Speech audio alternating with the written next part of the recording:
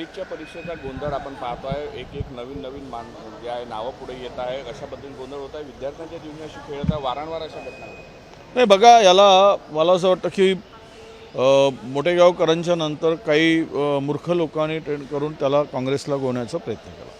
अमित देशमुख साहेबांच्याकडे प्रचारात ते काही स्टेटमेंट केलं तेवढ्यावरून. खरं तर मूळ हे सरकारचा दोष आहे. काय करतायत देशाचे शिक्षण मंत्री? झोपा काढत आहेत. त्यांना काही अक्कल नाही की 10 वर्षामध्ये 25 वेळा जर नीटचा पेपर फुटतो आणि त्यावर जर त्या सिस्टममधील लोकच त्यामध्ये इन्व्हॉल्व आहेत तर मग मंत्री म्हणून काही जबाबदारी आहे की नाही? आणि थोडी तरी लाज असती धर्मेंद्र प्रधानांना तर त्यांनी राजीनामा दिला असता. पण ते राजीनामा देऊ शकत नाहीत कारण नैतिकता नीतिमत्ता या सरकारच्या मंत्र्यामध्ये नाही, कुणामध्येच राहिली नाही. आणि या संपूर्ण याच्यामध्ये आयुष्य पोरांचं उद्ध्वस्त होत आहे आणि या संदर्भात हे गंभीर नाही.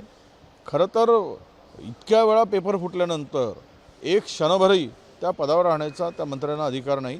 त्याची नैतिक जबाबदारी त्यांनी स्वीकारून राजीनामा द्यायला पाहिजे होता. राहुल गांधीजींनी, आमच्या नेत्यांनी सुद्धा तीच मागणी केली. पण दुर्दैव आहे, असंवेदनशील व्यक्ती ज्यावेळेस अशा पदावर काम करतात त्यावेळेस विद्यार्थ्यांच्या भविष्याशी त्यांना काही देणं घेणं नसतं, हे आता सिद्ध झालेलं आहे. अनेक शहरांमध्ये पेट्रोल डिझेल टंचाई आहे. शेतीच्या कामांसाठी सुद्धा मशागतीसाठी लागणारं डिझेल मिळत नाही. अडचण आहे. शेतकऱ्यांच्या रांगा पाहायला. महाराष्ट्रामध्ये शेतकऱ्यांना उद्ध्वस्त करण्याचा निर्धारच आता सरकारने केला आहे असं म्हणायला हरकत नाही. कारण आता त्या शेतकऱ्यांसाठी काय करणार? बघा, आचारसंहिता आली. जूनमध्ये मुख्यमंत्र्यांनी सांगितलं की आम्ही कर्जमाफी देऊ आणि JR काढू. घोषणा झाली, अद्याप त्या संदर्भातला स्पष्ट JR निघालेला नाही. आणि आज जी परिस्थिती निर्माण झाली डिझेल पेट्रोलच्या संदर्भात, उद्या शेती उद्ध्वस्त होणार आहे, शेतकरी उद्ध्वस्त होणार आहे. शेतकऱ्यांना जिवंत राहण्याचा अधिकारच आता संपला नाही अशी परिस्थिती या सरकारने आणून ठेवलेली आहे. उद्या कशी हंगाम करणार? खताचा तुटवडा मोठ्या प्रमाणात होणार आहे. खतं मिळणार नाहीत. 25%च खतं उपलब्ध होतील असे केंद्रातले नेते आणि मंत्री सांगत आहेत सरकारमध्ये. आणि आता तर डिझेल पेट्रोलमुळे नांगरणी होणार नाही, मशागत होणार नाही. पूर्व जी काही शेतीची मशागत व्हायला पाहिजे ती होणार नाही. मग शेतकऱ्यांच्या शेतात ते काय करतील? कसे जगतील? कशी शेती करतील? हा फार मोठा गंभीर प्रश्न आहे. सर्वच उद्ध्वस्त होत आहे. देश उद्ध्वस्त होत आहे, शेतकरी उद्ध्वस्त होत आहे, उद्योग उद्ध्वस्त होत आहेत. इन्व्हेस्टरनी मोठ्या प्रमाणामध्ये आपल्या या देशातून पैसा काढण्याचं काम सुरू केलेलं आहे. आत्तापर्यंत 2.25 लाख करोड रुपये या देशातून काढून सुरक्षित स्थळी ते पैसे तिकडे घेऊन जात आहेत. म्हणजे इन्व्हेस्टरसुद्धा आता पलायन करत आहेत. इतकं गंभीर विषय देशापुढे निर्माण झाला आहे. एक फार मोठा गंभीर संकट आहे. आणि या संकटामध्ये पंतप्रधान परदेशाच्या बाहेर फिरत आहेत. तिकडे बाहेर देशात जाऊन इटलीच्या पंतप्रधानावर फोटोशूट होत आहे. आणि हे जर पाहिलं तर गांभीर्य कसल्याच आहे. तरुण रस्त्यावर उतरतो आहे, शेतकरी उद्ध्वस्त होतो आहे, उद्योग उद्ध्वस्त होत आहेत, आदिवासींचे हाल आहेत, कुपोषणाचं प्रमाण वाढलं आहे, कायदा सुव्यवस्था उद्ध्वस्त झाली आहे.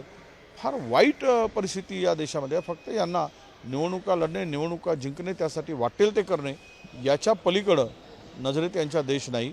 आणि त्यासाठी 2 धर्मामध्ये तेढ निर्माण करून मताची पोळी शेकणं, भाजणं आणि ती त्या पद्धतीनं काम करणं असंच सरकारचं काम आहे.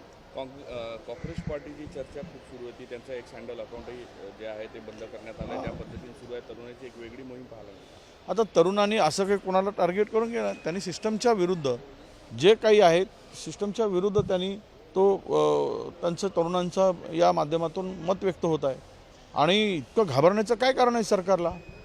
ज्या वेळेस अशा त्यांचं एक सँडल बॅन केलं जातं किंवा त्याला थांबवलं जातं, याचा अर्थ असा आहे की सरकारच्या मनामध्ये भीती आहे. तरुण रस्त्यावर उतरला तर आमची काय गती होईल? आणि ते होणारच आहे. आज नाही उद्या होणार आहे. ज्या पद्धतीनं तरुणाईला उद्ध्वस्त करण्याचं काम, बेरोजगारी ज्या पद्धतीनं वाढते आहे, हाताला काम नाही, केवळ घोषणाबाजी, हिंदू मुस्लिम, भारत पाकिस्तान एवढ्या करून काही तरुणांचं आता पोट भरणार नाही आहे. तरुणाच्या हाताला काम मिळालंच पाहिजे. कारण आणि तरुणांना ज्यावेळेस काकुरच म्हटलं जातं त्या सर्वोच्च पदावर बसून त्याची तुलना त्या ठिकाणी केली जाते, तर तरुणामध्ये जो राग आहे तो राग उफाळून येतो आहे. पण सरकार का घाबरते? तर सरकारचा एकूणच कारभार जो आहे या सगळ्या तरुणांच्या विरुद्ध आहे. जे सिस्टम तयार झाली आहे ती पूर्ण भ्रष्ट झालेली आहे. आणि त्यामुळे घाबरून ते जरी त्यांचा हे बंद केलं असेल, पण त्यामुळं ह्या तरुणाचा आवाज ते दाबू शकणार नाही. आता तरुण रस्त्यावर उतरून यांचा बंदोबस्त करायची हे सगळे वाट बघत आहेत का, हाच खरा प्रश्न सरकारपुढे आहे. मनोज जरांगेने आंदोलनाचा इशारा दिला होता. आज प्रसाद लाड खरं तर त्यांची भेट घेऊन समजून घेणार आहे. कसं पाहता तुम्ही या सगळे वारंवार? नाही, आता मी काही त्या संदर्भात बघितलं नाही. आता त्यांच्या आंदोलनाच्या मागण्या काय आहेत. आता प्रत्येकालाच आंदोलन करण्याचा अधिकार आहे. कोण आंदोलन करत असेल तर तो त्यांचा अधिकार आहे, पण तो एक आहे की कोणाला काय द्यावं हा त्यांचा सरकारचा निर्णय आहे. केवळ सरकारने यांनाही बनवणं त्यांनाही बनवणं, बनवाबनवीचा खेळ करणं हे कुठेतरी थांबलं पाहिजेत. यांनाही बनवतात त्यांनाही बनवतात, यांच्याशी चर्चा करतात त्यांच्याशी चर्चा, तुलाही देऊ म्हणतात ह्यालाही देऊ म्हणतात आणि द्यायचं कोणालाच नाही. म्हणजे ही फसवणूक आहे. जे एक पिक्चर होतं तर अशी ही बनवाबनवी, तर ही सगळी बनवाबनवी आहे आणि यामुळं याचा उद्रेक सगळ्याच समाजात उद्या दिसणार आहे. कुठंतरी राष्ट्रवादीचे लोक जे आहे ते शिवसेनेच्या संपर्कात असा दावा केला जातो. काही दिवसापूर्वी आलं होतं का ते भाजपच्या मुख्यमंत्र्यांशी भेटले. काय चालू आहे शिवसेनेत? नाही, आता शिवसेनेत काय चालू आहे, राष्ट्रवादीत काय चालू आहे, येणाऱ्या काही दिवसात फार काही वेळ बघायची वाट बघायची येणार नाही. लवकरच या संदर्भात जे काय होणार आहे ते दिसणार आहे. फार फाटाफूट करून यांना खरं तर मित्रपक्षाचा वापर करून सरकारमध्ये फेकून देणं, वापर करून एवढंच भारतीय जनता पक्षाचं काम आहे. यांनी त्यांच्यामध्ये आज काही राष्ट्रवादीमध्ये जे चाललं आहे, शिवसेनेमध्ये चाललेलं आहे, तर हे पुढच्या काही दिवसामध्ये स्फोटक परिस्थिती या दोन पक्षामध्ये निर्माण झालेली दिसेल.